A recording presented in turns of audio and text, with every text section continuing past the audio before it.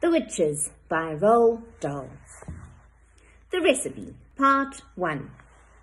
I hope you haven't forgotten that while all of this was going on, I was still stuck behind the screen on my hands and knees with one eye glued to the crack.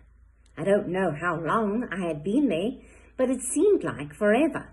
The worst part of it was not being allowed to cough or make a sound, and knowing that if I did, I was as good as dead. And all the way through, I was living in constant terror that one of the witches in the back row was going to get a whiff of my presence through those special nose holes of hers. My only hope, as I saw it, was the fact that I hadn't washed for days.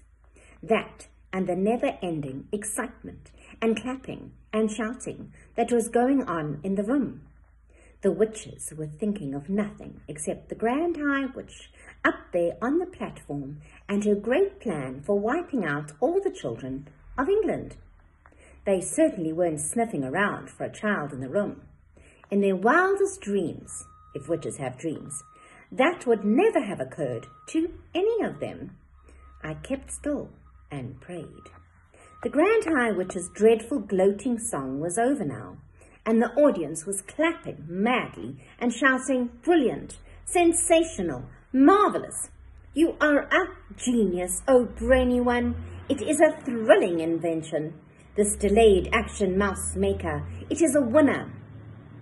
And the beauty of it is that the teachers will be the ones to bump off the stinking little children. It won't be us doing it. We shall never be caught."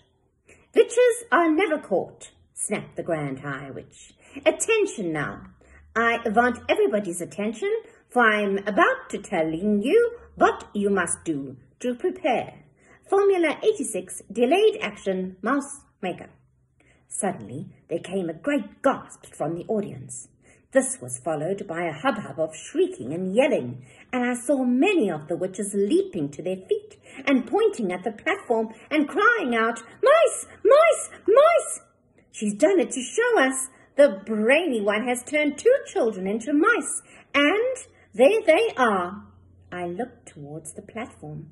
The mice were there all right, 2 of them running around near the High Witch's skirts. But these were not field mice, or house mice, or wood mice, or harvest mice. They were white mice. I recognized them immediately as being my own little William and Mary. "Mice!" shouted the audience. "Our leader has made mice to appear out of nowhere. Get the mice traps, fetch the cheese." I saw the Grand High Witch peering down at the floor and staring with obvious puzzlement at William and Mary. She bent lower to get a closer look. She straightened out and then shouted, "Quiet!"